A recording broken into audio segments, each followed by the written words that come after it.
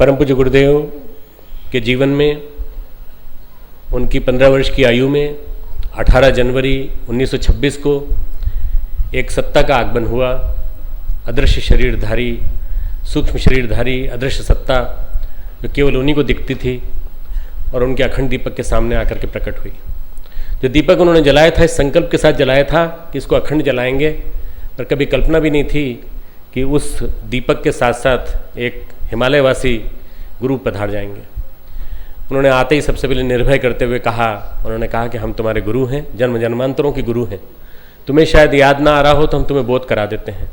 कई जन्मों की झांकियाँ दिखाईं और कई जन्मों की झांकियाँ करने के बाद, पिछले 3 जन्मों का स्वरूप देखने के बाद, कबीर, समर्थ गुरु रामदास, रामकृष्ण परमहंस का स्वरूप देखने के बाद उनको बोध कराया कि तुम कौन हो, किस लिए इस धरती पर आए हो, और सही अर्थों में इस कलयुग को सतयुग में बदलने का जो पूरा का पूरा श्रेय है वो तुम्ही को मिलने वाला है। गायत्री को बंधनों से मुक्त कराने का श्रेय तुम्ही को मिलने वाला है और तुम्हें केवल निमित्त मात्र बनना है। हम तुम्हें मार्गदर्शन करते रहेंगे और सारा का सारा मार्गदर्शन हिमालय से होगा।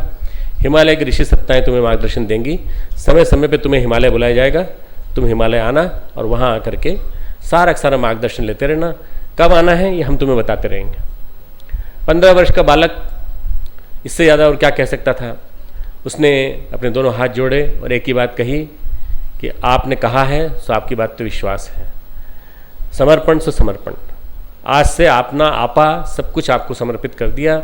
अब जैसा आप कहेंगे वैसा मैं चलूँगा, जैसे ही आपके दिशा निर्देश होंगे वैसा मेरा हर कदम होगा। कभी भी इधर उधर नहीं जाऊँगा मैं, कभी भी मेरे गलत दिशा में कदम नहीं जाएंगे। मेरा हर कदम आपके बताए हुए मार्गदर्शन के अनुसार चलेगा। शुरुआत वहाँ से हुई जब एक गुरु एक सदगुरु के पास आया, एक सदगुरु एक गुरु के पास आया और उस समर्थ सत्ता ने आकर के अपना मार्गदर्शन दिया, संरक्षण दिया, अभयदान दिया और ये कहा कि तुम हमारे शिष्य हो। हमारी आयु तुम माप भी नहीं सकते, इतनी हमारी आयु है। 650 साल से हम हिमालय में रह के तप कर रहे हैं। गुरु सर्वेश्वरानंद जी हमारे गुरु के गुरु, वो आए और आकर के उन्होंने मार्गदर्शन दे करके भविष्य की सारी जितनी दिशाधारा थी वो बताई। 24 लक्ष्य के 24 महापुरुषों के आधार पर एक आधारशिला रखने को कहा। तप के आधार पर मिशन खड़ा होता है, तप के आधार पर संगठन खड़ा होता है, साधना की धुरी पर संगठन खड़ा होता है, अपनत्व की धुरी पर संगठन खड़ा होता है। तो उन्होंने कहा अपनत्व तुम्हें बांटना होगा, तुम्हें सबको अपना मान करके अपना प्यार लुटाना होगा और उसका साथ देने के लिए तुम्हारे साथ एक जगत जननी माँ भगवती स्वयं साक्षात आएंगी और तुम्हारा साथ देंगी। समय आने पर वंदनीय माता जी आई। वंदनीय माता जी और परम पूज्य गुरुदेव दोनों ने मिलकर के इस मिशन की जो प्रक्रिया थी, शुरुआत की प्रक्रिया थी, उसको कितनी गति दी आप सब जानते हैं। गुरु के प्रति समर्पण में ही सब कुछ छिपा पड़ा है। जिसने गुरु के चरणों में अपने आप को समर्पित कर दिया और सब कुछ अपने आप अपना अर्पित कर दिया, उसका जीवन निहाल हो गया। आप उदाहरण देख लीजिए इतिहास में, और आप चले जाएं, कहीं भी चले जाएं तो आपको ऐतिहासिक उदाहरण मिलेगा एक नरेंद्र नाथ का। स्वामी विवेकानंद बन गए। स्वामी विवेकानंद के भारतीय धर्म की, विश्व धर्म की पताका को उन्होंने फहराया। आज अगर हम में से कोई भी जा पाता है विश्व भर में, आज कोई जाकर के विश्व भर में अपनी बात कोई कह पाता है, तो उसके लिए आज से लगभग 100 वर्ष पहले, 100-125 वर्ष पहले एक महापुरुष गया था और उसने जाकर के अपने गुरु का मार्गदर्शन, गुरु का ज्ञान पूरा बांटा था। मित्रों, गुरु के प्रति समर्पण सबसे बड़ी कसौटी, शिष्यत्व की कसौटी है सच्चा समर्पण। जहाँ कोई शर्त नहीं होती वहाँ गुरु मिलते हैं। जहाँ कोई किसी प्रकार का कोई बदले में मांग नहीं की जाती, वहाँ गुरु की सच्ची अनुकंपा बरसती है।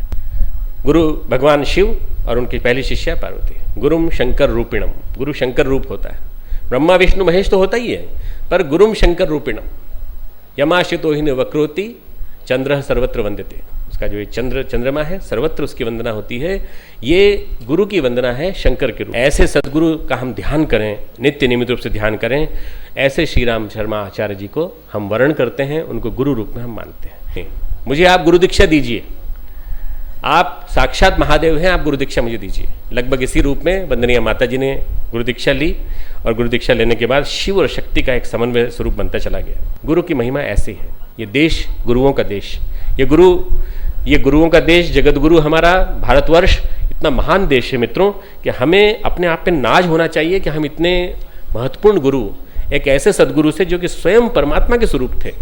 गुरु बिन भवनिधि तरे न कोई।